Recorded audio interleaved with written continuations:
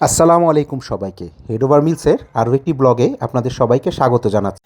আমাদের আজকের ব্লগটি একটি ডে লং ট্রিপ নিয়ে, আর ট্রিপটি ছিল আমাদের গ্রামের বাড়িতে। খুব সকাল সকাল আমরা আমাদের গ্রামের বাড়ির উদ্দেশ্যে রওনা দিয়েছিলাম সেই দিন। আর এই প্রথমবার আমার ছোট ভাইয়ের বউ আমাদের সাথে সেই ট্রিপে জয়েন করেছিল। আমরা একটি অটো গাড়িতে করে গিয়েছিলাম। মূলত মুন্সিগঞ্জে এই গাড়িগুলো অ্যাভেলেবেল, ব্যাটারি চালিত গাড়ি। এই গাড়িতে করেই আমরা আমাদের গ্রামের বাড়িতে গিয়েছিলাম, সেটা হচ্ছে আবদুল্লাপুরের হাসকিরায়। আমাদের এই ট্রিপটিতে মূলত আমরা দুইটা জায়গায় অ্যাটেন্ড করেছিলাম। প্রথমটা ছিল আমাদের গ্রামের বাড়িতে, সেইখানে কিছু সময় পার করার পর আমরা গিয়েছিলাম আমার এক বোনের বাড়িতে। সেখানে আমাদের দুপুরের দাওয়াত ছিল। গ্রামের বাড়ি যাওয়ার পথে আমরা পানহাটা অবস্থিত আমার ফুপুদের বাড়িতে আগে গিয়েছিলাম। সেইখানে আমার ফুপার কবরস্থান, মানে তাদের পৈতৃক কবরস্থানে তাকে সমাহিত করা হয়েছে, সেখানে জিয়ারত করে তারপরেই আমরা আমাদের গ্রামের বাড়িতে যাই। আমাদের গ্রামের বাড়ির এই রাস্তাটা সবসময় আমাকে মোহিত করে। যদি আপনার মন খারাপ থাকে, এই রাস্তাটা দিয়ে যখনই আপনি হাঁটবেন আপনার মন ভালো হয়ে যাবে।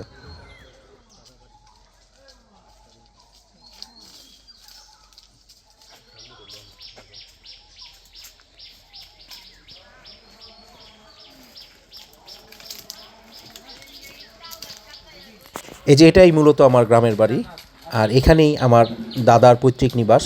আমার দাদা এখানে ছিলেন, তার সন্তানরা আমার বাবা, চাচা, ফুপুরা সবাই এখানেই জন্মেছেন, এখানেই তাদের বড় হয়ে ওঠা, বেড়ে ওঠা।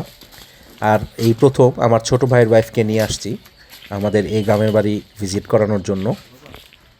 এই যে এটা হচ্ছে আমাদের পারিবারিক কবরস্থান। এখানে আমার দাদা, দাদি, আমার চাচারা এখানে শুয়ে আছেন। আমি যখনই সময় পাই আমি চেষ্টা করি আমার সন্তানকে সেখানে নিয়ে যাওয়ার জন্য, যেন ও ওর রুটটা ভালো মতো মনে রাখতে পারে। ও যখন বড় হবে তখন ওর মধ্যে এই রেসপন্সিবিলিটিটা আসবে যে না, আমার দাদা বাড়িতে আমাকেও যেতে হবে, এবং এখানে এরকমই যে কবর জিয়ারত করার যে ব্যাপারটা, এই রিচুয়ালসগুলা ওর শেখাটা খুব জরুরি। এর আগেও আপনার ভিডিওতে দেখেছেন যে আমি কিছু গাছ রোপণ করেছিলাম ওকে সাথে নিয়ে, যেন ওর মধ্যে এই অভ্যাসটা গড়ে ওঠে যে এই দায়িত্বগুলো পালন করতে হবে।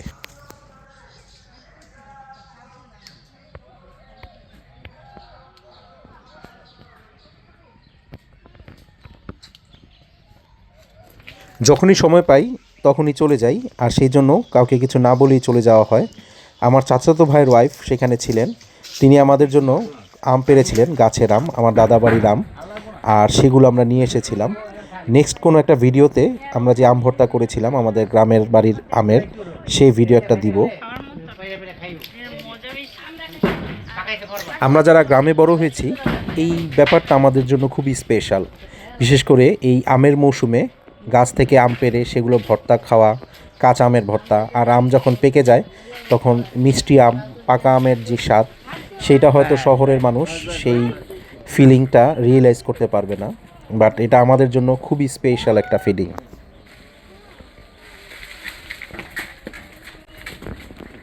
বেশ কিছুক্ষণ থাকার পরে আমাদের যেহেতু দুপুরে অন্য একটা জায়গায় দাওয়াত ছিল, মানে আমার বোনের বাসায় দুপুরের লাঞ্চের দাওয়াত ছিল, তাই আমরা রওনা হয়ে যাই সেখান থেকে সিপাইপাড়ার উদ্দেশ্যে।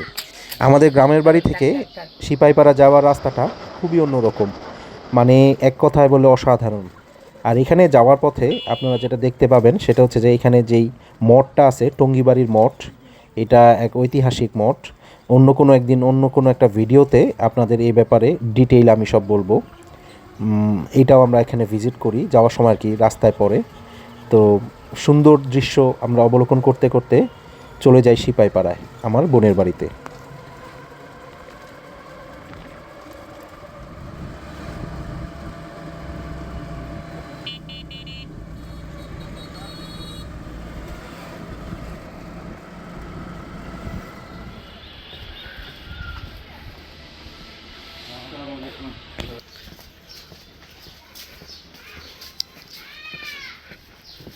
যেহেতু নতুন বউ নিয়ে বোনের বাসায় গিয়েছিলাম, সে তো বিশাল আয়োজন করেছিল, বিভিন্ন ধরনের খাবারের পসরা সাজিয়ে বসেছিল, আর আমিও কোনো রকম হেজিটেট না করেই খেতে বসেছিলাম। মানে অনেক অনেক ধরনের খাবার ছিল। শুটকির সাথে পোলাও,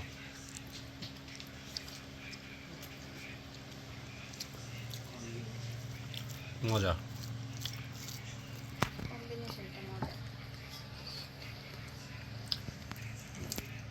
যে আপনারা দেখলেই বুঝবেন যে কত ধরনের মেনু ছিল সেদিন দুপুরের খাবারে। এই যে আমি এডিট করছি আর আবার ক্রেভিং হচ্ছে এগুলো খাওয়ার জন্য। বিভিন্ন ধরনের খাবার ছিল, পোলাও, রোস্ট, গরুর মাংস, মুরগির মাংস, ঝাল মুরগির মাংস মূলত। তারপরে হচ্ছে বিভিন্ন ধরনের শুটকি ছিল, ডাল ছিল, সবজি ছিল, সালাদ ছিল, আরও ছিল বেগুন ভর্তা, তারপরে চিকেন ফ্রাই, আরও কী কী ছিল আসলে মনে নাই, এখন হয়তো দেখে দেখে বলতে হবে। তবে খাবার সবগুলোই খুব মজার ছিল। থ্যাংক ইউ আমার বোনকে। সারাদিন খুব মজার জার্নি শেষে আমরা সন্ধ্যায় চলে আসি আমাদের বাসায়। আর থ্যাংক ইউ সবাইকে ভিডিওটা দেখার জন্য। আমার ফেসবুক পেজটি ফলো করবেন আর ইউটিউব চ্যানেলটি সাবস্ক্রাইব করবেন। ধন্যবাদ।